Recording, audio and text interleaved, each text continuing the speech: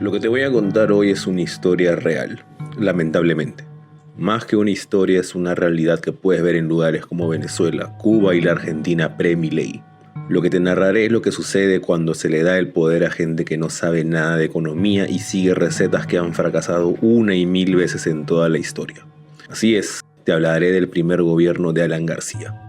El año era 1985, Marty McFly viajaba al pasado, la U campeonaba y Nintendo lanzaba Super Mario Bros. Muchas cosas bonitas sucedieron ese año. Ahora, yendo a lo feo, a Perú no le iba bien. Terminaba el segundo gobierno de Fernando Belaúnde y teníamos un aumento de más del 158% en la inflación. El déficit fiscal se había reducido respecto al año anterior, pero aún así era superior al 7%. Te recuerdo que a fines de 2024, Julio Velarde pegó el grito en el cielo por tener esa cantidad de déficit. Quiero que este video sea lo más fácil de entender, por eso recurriré a este tipo de referencias. Perú estaba recuperando su crecimiento luego del fenómeno El Niño de 1983, pero la gran preocupación era la deuda externa, una deuda que parecía eterna e impagable. Y es que el pagarle a tus acreedores te da una buena imagen ante el mundo, no solo ante organismos internacionales como el Banco Mundial o el Fondo Monetario Internacional, sino también ante empresas y grupos económicos que busquen lugares donde invertir.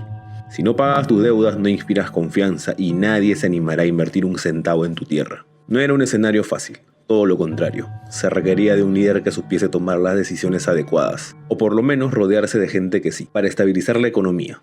En lugar de eso, los peruanos eligieron a un novel político que iba con un partido de fuertes raíces izquierdistas, Alan García. Alan era consciente de que Perú no tenía los recursos para pagar sus deudas, sobre todo porque él y su equipo de asesores tenían una estupenda idea para reactivar la economía: aumentar el consumo. Los que siguen este canal ya habrán escuchado esa idea antes: elevar el consumo para salvar la economía. Esta es propia de izquierdistas que no saben nada en materia económica. Si quieres mejorar tu economía necesitas inversión, ya que esta es la que creará riqueza. Tú y yo lo sabemos, pero los asesores económicos de García no. Entre ellos, Daniel Carboneto, un argentino que hasta ahora ha sido el único ministro extranjero que hemos tenido. No sé por qué los argentinos siempre nos mandan huevadas. Para esto se redujeron algunos impuestos como el IGB, que pasó de 11 a 6%. También el impuesto selectivo al consumo de combustibles para uso industrial. También se dieron incentivos tributarios para aquellos que invirtieran en Perú. Hasta ahí suena a un Milei peruano y ochentero. Reducir impuestos, quitar trabas a las empresas, pero no. Había un lado siniestro en todo esto. Lo que Alan deseaba era mejorar la capacidad adquisitiva de los trabajadores públicos. Repito, públicos. Y es que a diferencia de ahora, en aquel entonces teníamos tantas empresas estatales como homicidios hoy en día. Siendo así, el gobierno no tuvo mejor idea que mantener sus tarifas invariables. Telefonía, agua, electricidad, transporte, todo eso mantendría sus precios. La cagada es que sus costos no. Alan y sus asesores zurdos, con su modelo de economía heterodoxo, juraban que al consumir más la economía crecería. Y no se equivocaron, por lo pronto no. Y es que el consumo creció, y esto benefició a las empresas que producían para el mercado local, como el sector agrícola. Alan había estado en la ONU y ante la FAO, declarando que Perú solo comería sus propias verduras, y que le metería cabeza al Fondo Monetario Internacional, Banco Mundial y Banco Interamericano de Desarrollo. Afirmamos que en las actuales condiciones, por su origen injusto, y por los medios por los que se ha visto incrementada, la deuda externa no podrá ser satisfecha por ninguno de nuestros países. Fue así que lanzó un programa de apoyo crediticio al sector agrícola, o sea, gastó dinero del Estado. Congeló los precios de muchos productos y servicios, para eso se valió de subsidios, o sea, dinero del Estado. Rebajó el precio de materiales de construcción, medicamentos, entre otros. Nuevamente usó dinero del Estado para cubrir estas rebajas. Se fijó el tipo de cambio con dinero estatal. Se aumentaron los salarios del sector público. Ya te imaginarás de dónde salió el dinero para eso. Habrás notado que era una gastadera de plata sin fin. Eso ya no suena a Milei, sino a Evo Morales y su modelo boliviano de le pagamos todo al pueblo. Hubo crecimiento. Sí que lo hubo. En el pasado les había hablado de las instituciones extractivas, aquellas que les quitan sus recursos y utilidades a otras para beneficiarse sin aportar nada. Pues estas pueden generar crecimiento económico, pero este es ilusorio. Se crea una burbuja que tarde o temprano reventará. Alan tuvo 2 años de crecimiento económico donde gozó de la popularidad del vulgo. Así como los puneños y Verónica Mendoza ven con amor a Evo, los peruanos amaban a Alan. Era el hombre que mejoró la economía. Así como Bolivia ya despertó el sueño de Evo porque se quedaron sin gas y dinero que dilapidar, Alan había tenido una política tributaria que redujo considerablemente los ingresos, o sea, el dinero del Estado. Ya no había cómo subsidiar los descuentos, las tarifas, servicios y productos. Además de eso, no habíamos tenido inversión, por lo que la capacidad productiva del país llegó a su límite.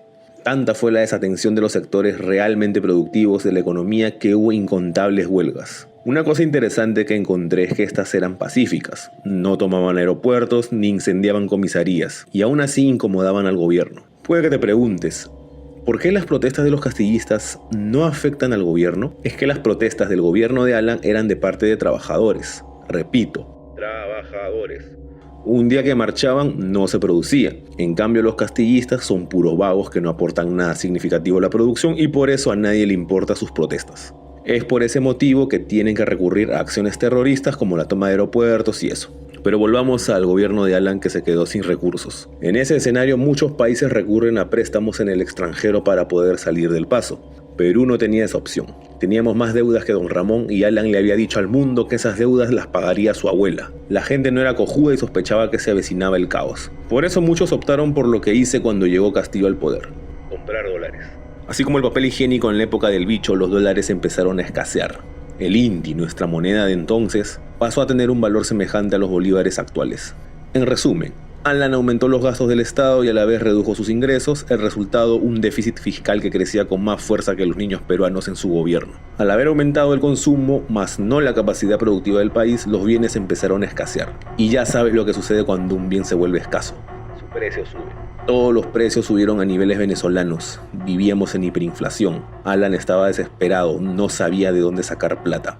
Hizo lo peor que puedes hacer para financiar el gasto público: emisión monetaria. Pero esto no sirvió. La inflación siguió creciendo. Así que fijó sus ojos en la única cosa que no tenía pérdidas: la empresa privada. Obligó a las empresas a comprarle bonos al Estado peruano, bonos que valían menos que los argentinos Premiley. ¿Qué empresario va a querer invertir en un país que te obliga a prestarle dinero y para colmo le dice al mundo que no pagará sus deudas? Desesperado, Alan recordó que había un lugar donde abundaban los dólares: la banca. Fue así que anunció la próxima estatización de los fondos bancarios. Recorrió el Perú para convencer al pueblo de que eso era lo mejor y muchos cojudos se lo tragaron. La estatización de la banca fue aprobada en el legislativo gracias al APRA y la Izquierda Unida. Fue entonces que pasó algo impensado. La derecha surgió. Mario Vargas Llosa se convirtió en la voz que clamaba en el desierto: el camino a seguir, el liberalismo económico, el antiestatismo.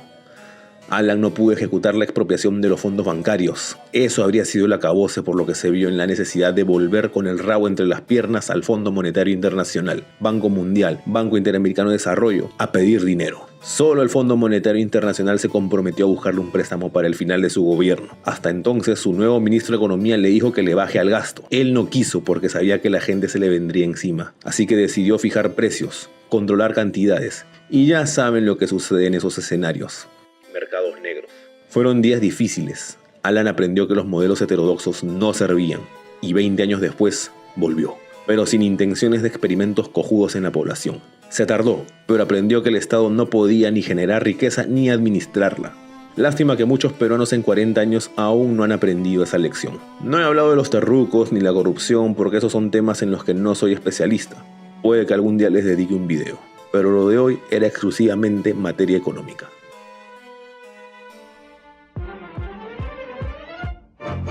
Amigazos, como dijimos la semana pasada, no somos libertarios. Sin embargo, en uno de nuestros streams nos recomendaron libros de esa ideología. Esta semana nos dedicaremos a la lectura de uno de esos libros y el domingo saldrá su reseña donde indicaremos si nos convencieron de ser libertarios o no. Luego puede que le dediquemos alguna otra semana a la lectura de otro libro. Hasta entonces solo les recordaremos que los avisos y encuestas las hacemos en nuestros canales de WhatsApp, X y TikTok. Eso será todo por ahora. Te ha hablado la inteligencia artificial y te deseo muy buenas noches.